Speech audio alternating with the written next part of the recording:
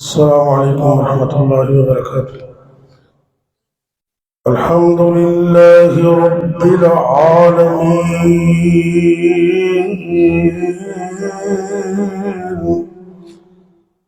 والعاقبة للمتقين،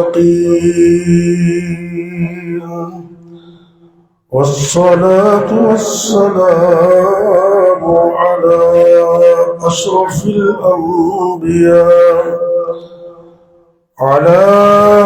أشرف الأنبياء والمرسلين،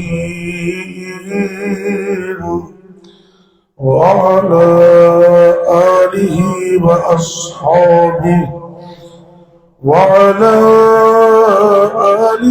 وأصحابه أجمعين.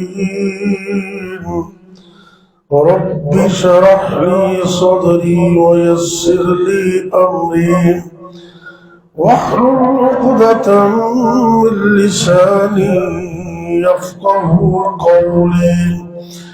أما بعد، فأعوذ بالله السميع العليم من الشيطان الرجيم.